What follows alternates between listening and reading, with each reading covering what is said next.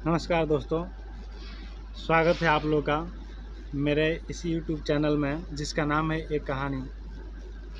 दोस्तों, मेरा ये YouTube चैनल बहुत ही नया है और मैं आप लोगों से आग्रह करता हूं कि प्लीज़ इसे सब्सक्राइब कीजिए, कमेंट कीजिए और लाइक कीजिए, जिससे कि मेरा हौसला बढ़े। दोस्तों, एक शायरी है और ये शायरी है कि फिर से मोहब्बत कर बैठे हैं, फिर से मोहब्बत कर बैठे हैं, अंजाम क्या होगा और हमारे इस नए रिश्ते का नाम क्या होगा।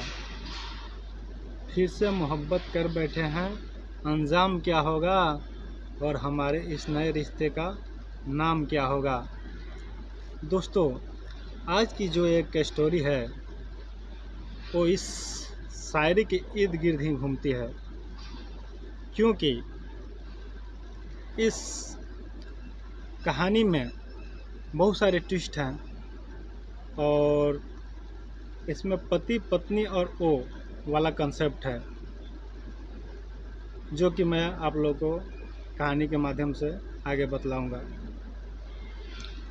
होता ऐसा है कि पानीपत के एक शहर सुखदेव नगर में 5 अक्टूबर 2021 की सुबह को एक ट्रक बहुत ही स्पीड से आ रही होती है और एक विनोद नाम का व्यक्ति, जिसका पूरा नाम है विनोद बराड़ा, वो अपने घर के सामने खड़ा होता है और वो ट्रक इतनी स्पीड में होती है कि वो उसके भागने से पहले उसे कुचल डालती है। और इस एक्सीडेंट में विनोद का पैर पूरी तरह जख्मी हो जाता है। उसे हॉस्पिटल में एडमिट कराया जाता है, जहाँ पे डॉक्टर उसे बोलते हैं कि वो अपाहिज हो चुका है, अपने पैरों पे नहीं चल सकता है। उसके परिवार वाले, उसकी पत्नी और बच्चे उसको घर लाते हैं और एक रूम में उसे रहने के लिए छोड़ दिया जाता है।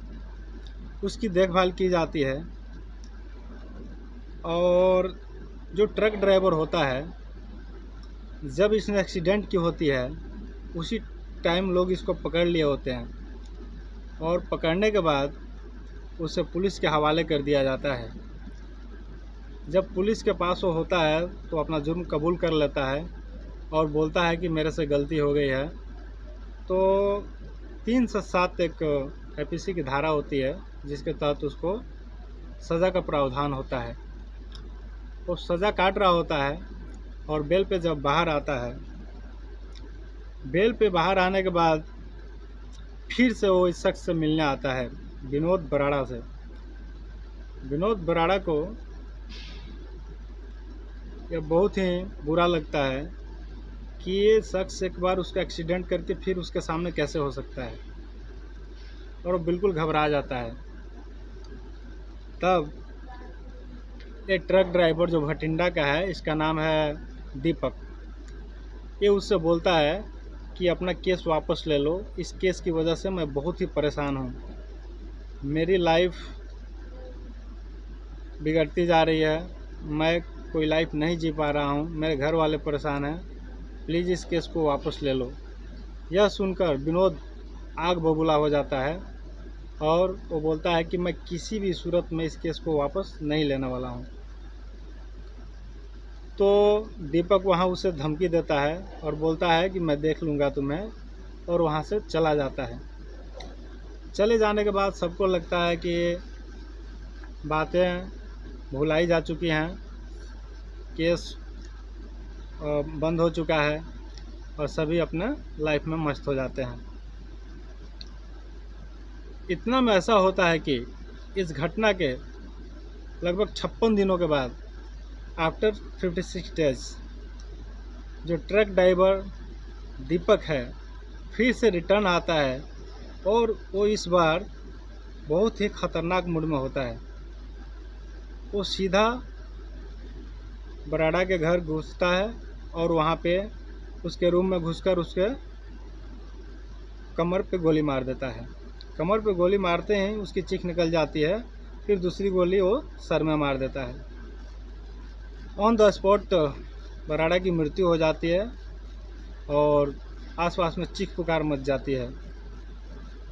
आसपास के लोग धर पकड़ के वो जो ड्राइवर होता है दीपक, उसको फिर से पुलिस के हवाले करते हैं और इस बार पुलिस उसकी जमकर कुटाई करती है।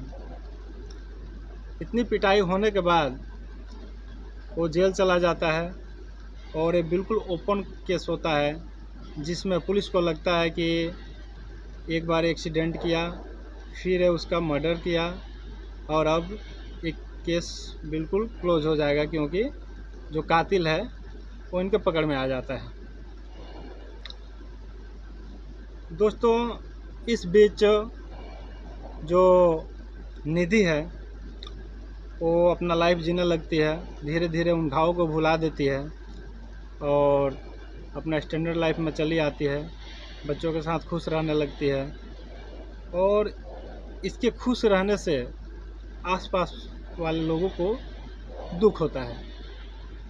उन्हें लगता है कि इतनी जल्दी ये कैसे खुश हो सकती है, क्योंकि इसके पति को मरे हुए कुछ ज़्यादा दिन नहीं हुए और वो भी एक भयंकर एक्सीडेंट और मर्डर में, और फिर ये इतनी खुशहाल कैसे रह रही है, क्या इसको उसके मर्डर का दुख नहीं है? ये बातें लोगों को कचोटती रहती है। और एक दिन जो एक बराड़ा का भाई है जो ऑस्ट्रेलिया में रहता है, उसको कुछ न्यूज़ मिलता है और वो इस न्यूज़ के आधार पे जो पानीपत के एसपी हैं उनको कॉल करता है और फिर से उस केस की जांच करने की मांग करता है और कुछ सबूत पेश करने की इजाज़त लेता है। एसीपी को जब फाइल मिलती है तो फिर से केस की जांच होती है और जांच होने के बाद एक बहुत ही खौफनाक मोड़ आता है इस जांच में। इसमें ऐसा पता लगता है कि जो ड्राइवर है इसकी बात सुमित नाम के एक व्यक्ति से 3 सालों के अंदर बहुत ज़्यादा हुई है। पुलिस बिल्कुल सतर्क हो जाती है और वो सुमित नाम के व्यक्ति को गिरफ्तार कर लेती है। गिरफ्तार करने के बाद वो व्यक्ति स्वीकार करता है कि हाँ, उसकी बात उस ड्राइवर से हुई है और वो किसी और काम के लिए हुई है, क्योंकि उसका एक जिम है जिसमें वो ट्रेनर है और वो ट्रेनिंग देता है, इस कदर उससे बात हुई है। लेकिन पुलिस को इस बात से संतुष्टि नहीं होती है और पुलिस सुमित का जो सेल है उसकी कॉल डिटेल्स खंगालना शुरू कर देती है। सुमित के कॉल डिटेल्स में और भी सारे सबूत होते हैं और उसमें एक और नया नाम जुड़ जाता है। और जब इस नए नाम की भनक पुलिस को लगती है, जब पुलिस इस नए नाम को देखती है तो बिल्कुल चौंक जाती है, क्योंकि ये कोई और नहीं बल्कि विनोद बराड़ा की पत्नी निधि का नंबर होता है। निधि का नंबर देखने के बाद पुलिस को इसमें बहुत सारा रहस्य नज़र आता है और अब पुलिस क्या करती है, पुलिस निधि को और सुमित को दोनों को लेकर आती है और गहन पूछताछ करती है। इन पर 3rd डिग्री अप्लाई किया जाता है, जिसमें इन लोगों ने लास्ट में टूट जाते हैं और कबूल करते हैं कि विनोद बराड़ा का मर्डर इन लोगों ने ही करवाया है और जो दीपक है, जो ट्रक ड्राइवर है, वो इनका बस एक मोहरा था जिसको इन लोगों ने 10 लाख रुपये दिए थे एक्सीडेंट करने के लिए। और एक्सीडेंट करने के बाद भी जब विनोद नहीं मरता है तो निधि और सुमित मिलकर प्लान बनाते हैं कि इसको रास्ते से हटाने के लिए और भी कुछ कदम उठाने होंगे।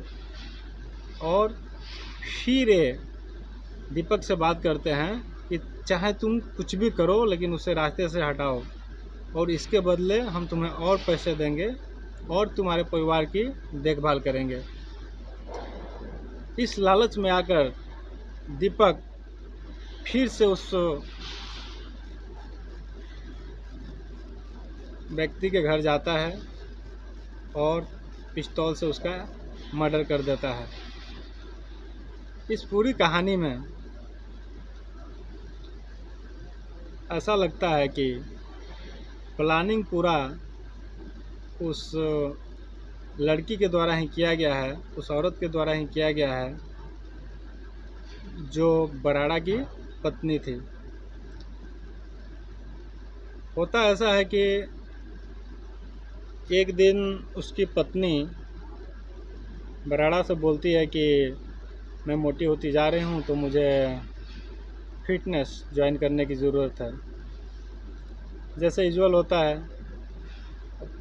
वो क्या करता है, स्वीकार कर लेता है और पत्नी को फिटनेस ट्रेनिंग के लिए भेज देता है।